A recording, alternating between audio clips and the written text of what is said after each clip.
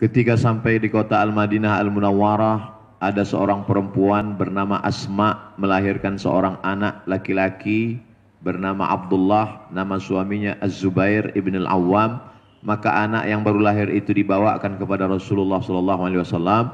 Rasul mengunyahkan kurma dan menyuapkannya, memasukkannya ke mulut Abdullah ibn Zubair ibn Al-Awwam.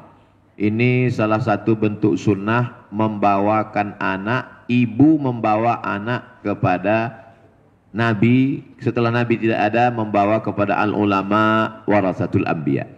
Lalu kemudian ada seorang ibu bernama Ummu Sulaim. Ummu Sulaim punya anak laki-laki bernama Anas bin Malik. Anas bin Malik dia bawa menjumpai Rasulullah SAW. Ya Rasulullah, sahabat yang lain, sahabat-sahabatku ada yang kaya, memberikan tanah, memberikan unta, memberikan dinar dan dirham, uang emas dan perak. Aku tidak punya apa-apa. Ini anakku. Maka dia serahkan ke Nabi. Nabi doakan, Allahumma akthir amwalahu wa auladahu waj'alhu min ahlil jannah. Ini diantara sunnah para sahabat dulu yang diakui, maka dia masuk dalam sunnah takririyah. Sunnah ucapan qauliyah, sunnah perbuatan fi'liyah. Perbuatan sahabat yang disetujui Nabi adalah takririyah. Begitulah para sahabat dulu membawa anaknya kepada Rasulullah sallallahu alaihi wasallam. Ibu saya anak pertama, amat sangat memesankan. Dulu kalau libur sekolah, saya disuruh ngaji kepada kakek paman beliau, namanya Syekh Muhammad Ali. Nanti kamu kalau libur ngaji ke sana. Kalau khatam, alhamdulillah. Kalau enggak khatam, dapat barokah aja. Lalu kemudian ada seorang juara musabaqah tilawatil Quran di Makkah tahun 1986, namanya Ustadz Armawi Abdurrahman. Saya diserahkan kepada beliau, disuruh ngaji, baca Quran, minta doa. Itulah yang membuat saya sampai hari ini ketika ada ulama, saya datang. Tidak saya lihat masalah umur dan usia, karena begitu kami dididik, diajarkan oleh orang tua kami.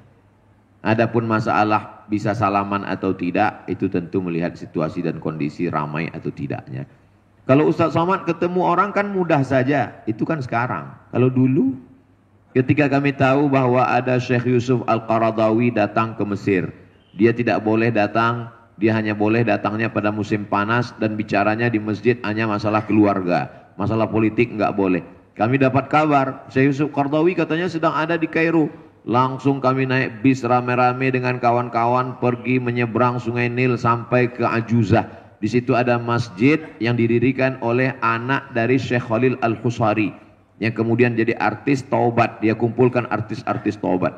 Malam itu kami hadir, Syekh Yusuf Qaradawi menyampaikan tausiah menggelegar berapi-api. Kami nggak paham karena mahasiswa baru. Dan setelah beliau selesai acara, kami rebutan air minumnya, dan semua yang rebutan itu orang Indonesia. Jadi kita memang sudah dididik untuk dekat. Lalu kemudian saya musim panas, katanya ini musim panas ada Syekh Said Sabiq yang nulis kitab fikih sunnah. Beliau ketika itu di Makkah, tapi kalau musim panas dia pulang ke Kairo. Kami pun datang ke Masjid Al-Hadiyul Islami mendengar beliau. Sudah tua sekali, ngomongnya tidak lagi begitu jelas. Tapi kami hanya sekedar datang untuk melihat, mendengar, mengambil barokah. Jadi bukan hanya sekarang, dari sejak dulu. Begitu juga dengan para masyayikh siapapun itu, kalau datang untuk mendengar musyafahah, mendengar riwayat-riwayat dari mulut mereka. Kalau kebetulan ketemu bisa dekat ijazah dan lain sebagainya. Itulah yang saya lakukan dari dulu, dididik orang tua sampai hari ini. Sehingga kalau ada ibu-ibu membawa anaknya, mendekatkan dengan majelis ilmu, itu sesungguhnya adalah pendidikan pelajaran yang luar biasa. Itu berkesan dalam hati dan pikiran mereka dan mendoakan para alim ulama. Wallahu a'lam bishawab.